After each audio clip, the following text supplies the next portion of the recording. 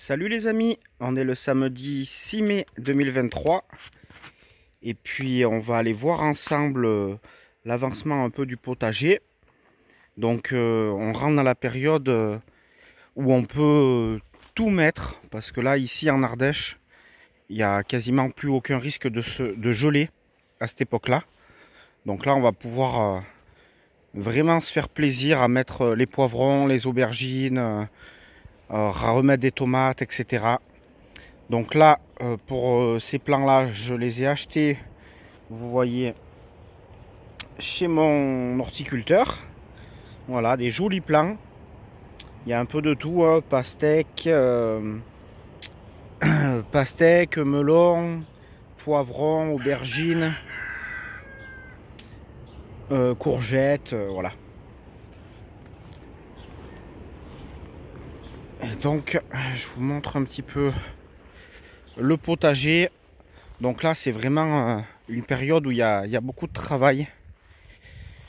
Parce qu'il faut mettre en place toutes les cultures que je viens de vous dire. Et puis, il faut aussi entretenir celles qui sont déjà en place. Donc, vous verrez dans cette vidéo que je suis pas à jour de tout. Mais c'est comme ça. On fait ce qu'on peut avec le temps qu'on dispose. Là, on voit, c'est les pommes de terre de conservation qui sortent bien. Donc, j'ai eu des grosses attaques de limaces ces derniers jours. Avec la particularité de sortir plutôt en fin de nuit et on va dire jusqu'à 8h30 du matin. Donc voyez, si vous voyez des granulés au sol, c'est pour essayer de réguler les limaces et les escargots.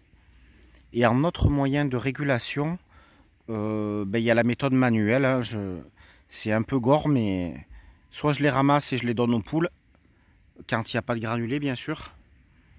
Soit je les découpe sur place avec une paire de ciseaux. Là on voit à côté que les petits pois vont être bientôt. Là par exemple, ça y est, hein, je vais pouvoir faire la première récolte de petits pois. Il y en a toute une partie qui est bonne à récolter. Donc ça, il va falloir que je m'y attelle. Pareil pour le désherbage. Alors, je le vois en même temps que vous et je comptais vous en parler. Mais là, ça me le rappelle. Là, vous avez un liseron, une herbe indésirable. Mais là, c'est un petit abricotier que j'ai semé dans les planches de légumes, que j'ai semé, voilà, et qui sort. Et là, d'ici un mois ou deux, ça peut vite exploser et grandir énormément. Et donc, j'avais prévu de vous en parler parce que je vais vous montrer en fin de vidéo les abricotiers que j'ai semés comme ça et que j'ai replantés dans l'autre terrain il y a, je dirais, 3 ans. Et donc, on disait pour les abricotiers semés que ça mettait très longtemps au niveau de la mise à fruit. Eh bien, figurez-vous que j'ai déjà des petits abricots, que j'aurai déjà des abricots cette année. Donc, je suis agréablement surpris. Et donc on va voir ce que ça donne au niveau du goût et de la qualité de ces abricots. Là c'est les poires de terre appelées yacon que j'avais mis à la cave tout l'hiver qui repartent. Et puis là je vous montre un peu l'évolution des petits pêchers que j'avais semés en pot. Voilà, donc je vous montre un peu. Donc là, semis de poireaux à désherber, j'ai commencé à le faire, mais vous voyez là je me suis laissé un peu gagner par les herbes sauvages. Donc vous voyez, là j'ai désherbé un peu cette partie là, ça reste à finir pour que ce soit bien clean. Mais tout ça là, faut tout que j'enlève. Là je les ai laissés un peu trop grandir et ça doit se faire urgemment. Là par contre j'ai eu des magnifiques radis. Vous voyez les amis, les radis ils sont vraiment jolis, vraiment gros. Des gros radis. J'en ai récolté déjà à plusieurs reprises, hein, mais il en reste encore plein. Là j'ai mon voisin qui m'a donné des des petites betteraves à repiquer, donc je les ai repiquées, vous voyez ça. Je les ai repiquées hier, si je dis pas de bêtises. Donc voilà, il n'y a pas de souci les amis, ça va repartir. Et là, j'ai repiqué des salades. Voilà, là j'ai libéré l'espace pour y implanter d'autres cultures, on verra ce que j'y mets. Là, c'est les tomates que j'avais déjà repiquées il y a quelques semaines. Voilà, qui grandissent relativement bien. Et celle-ci, je l'ai repiquée hier. Et là, je vais en repiquer au moins 3 autres, on va voir. Hop, ça c'est les pommes de terre pommes de terre nouvelles. Là, on a les échalotes. Et donc les pommes de terre nouvelles, alors là, je vous avais dit l'année passée, c'était la première année où j'avais eu une grosse attaque de doryphore. Et bien là, cette année, ils sont toujours bien présents du coup. Donc il va vraiment falloir que je sois hyper vigilant. Et que j'essaye de les réguler au fur et à mesure avant qu'ils... J'ai déjà trouvé 2 nids, donc j'ai détruit bien sûr. Mais là, il va vraiment falloir que je sois présent pour surveiller tout ça, parce que sinon, on peut très très vite se faire déborder. J'en ai fait la mère expérience l'année passée pour la première fois. Et c'est vrai que quand j'entendais parler de doryphore, j'étais toujours étonné parce que moi, je n'y avais jamais été confronté. Et là, depuis l'année passée, j'y suis confronté. Là, c'est mes plants de courgettes qui bataillent un peu pour repartir. Hein. Déjà, ils n'étaient pas très en forme quand ils étaient dans leur godet. Et là, le temps qui s'enracine, ça, on voit déjà la différence. Là, ça commence à... Là, les nouvelles feuilles deviennent bien plus vertes que les anciennes qui avaient eu du mal.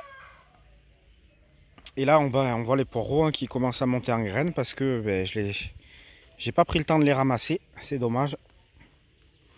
Là, c'est les tuteurs que j'ai préparés pour qui vont aller ici pour les tomates.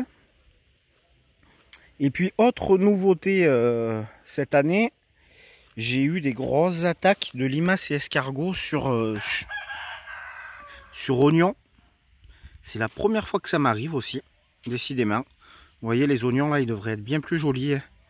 Ils ont refait un peu du feuillage parce que les limaces et les escargots les ont vraiment bien attaqués. Je m'en suis rendu compte un peu tardivement et il y a eu pas mal de dégâts de fait. Pareil sur cette partie-là, c'est pas hyper joli. Voilà, et là on rentre dans la partie du potager qui n'a pas encore été tout à fait mise en culture, alors qu'on voit que la bourrache, hein, c'est très mellifère. Hein. C'est pas une légende. Vous voyez, c'est plein d'abeilles.